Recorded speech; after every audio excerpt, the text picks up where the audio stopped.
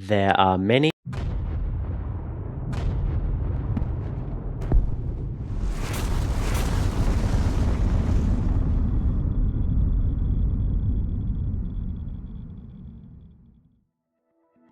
As the current Nuclear Thunder event rages on, and the devs have confirmed that there's plans to make it a permanent game mode in the future, which is amazing, one issue I've noticed among a good slice of the player base is seemingly a lack of understanding as to how best get your nuclear bombs to their intended targets reliably, and without losing your plane in the process.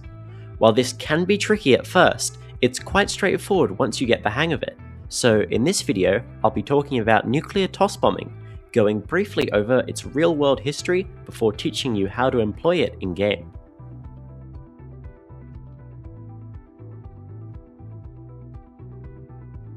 Toss bombing is a tactical maneuver designed to drop bombs on something without flying directly over it. Developed during the Cold War, it was primarily thought of for use with nuclear weapons due to the need to both get an aircraft out of the blast radius, avoid AA fire, and deal with any shortcomings in accuracy by having such a large explosion. First documented by the US Air Force, toss bombing is an aircraft pitching up and releasing their bomb in a climb, often from low altitude. This proved especially effective with freefall tactical nuclear bombs, as the aircraft could get close enough to drop them without being super high up and easier to intercept. This was made more effective with the introduction of CCRP, Continually Computed Release Point, which was a system that, when given a target, would automatically release a bomb with near pinpoint accuracy when the aircraft flew past the exact right point to drop it, and would work either in level bombing, dive bombing, or, as is relevant to us today, toss bombing. While the US pioneered this technology and incorporated it on a lot of aircraft, from larger nuclear bombers to the A4 Skyhawk to the F4 Phantom and beyond, the USSR also incorporated it on a select few aircraft, such as the Su-17 Fitter and the Su-24 Fencer, among others. While it never saw use in its intended nuclear role, toss bombing still remains a relevant tactic to this day, even with the advent of guided weapons such as glide bombs.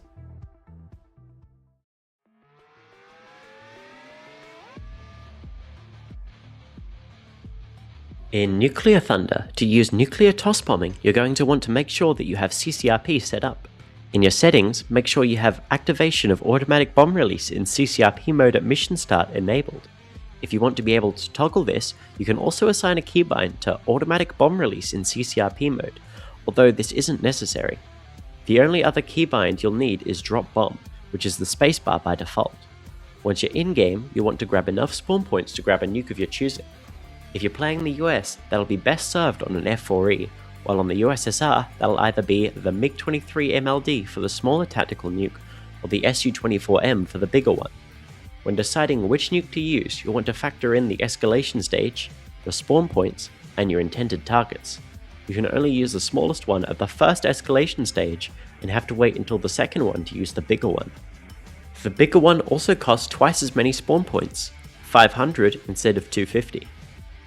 When deciding on targets, the smaller ones are best suited to taking out frontline depots, tight groups of enemy units, or, most importantly, SAM sites. The larger ones are best suited to taking out airfields in a single hit, although can also do the same work as the smaller ones, while the smaller ones need 3 hits to take out an airfield. Make sure to consider how you're going to approach the target. Enemy SAMs and interceptors will make your life hard, so it's often advantageous to pick out a target on the flanks. On screen right now are some good targets and their flight paths for the Soviet side, which take advantage of being able to either multipath over the water, duck behind hills, or, in the far north, have a very fun canyon run. And now, here's the same, but for the American side. Much the same, but reversed.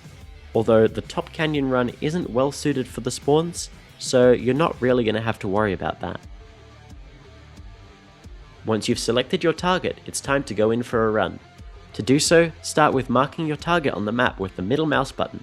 We'll be using the Soviet planes for this demonstration, although the method is exactly the same for the US's F4E, just without having to worry about your swept wings. Speaking of those, if you want to, you can manually sweep those back, although you don't have to worry if you don't have that bound, as they'll automatically do that. Once you get up to speed, get down to treetop or wavetop height and start making your way to your target along your planned route. Feel free to deviate to avoid SAMs or interceptions and be constantly alert from ambushes, especially since some threats like R-24Ts won't spike your RWR.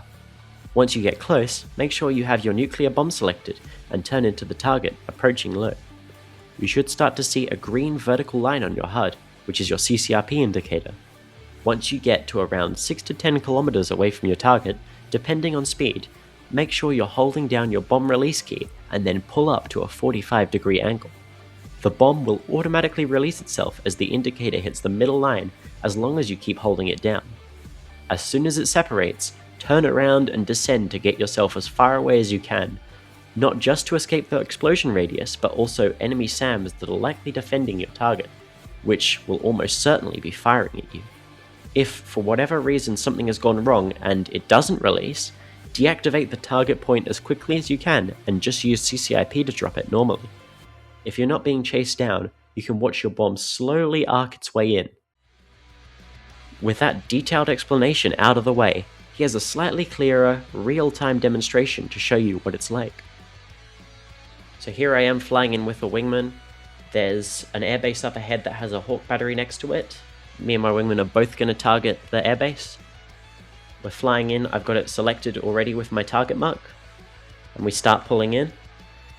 Still flying low, still flying fast, flying above mark. There's no release limit on the bombs. The CCIP appears, so I start holding down space. Flying towards it, still holding space, and I pull up. 3, 2, 1, go. And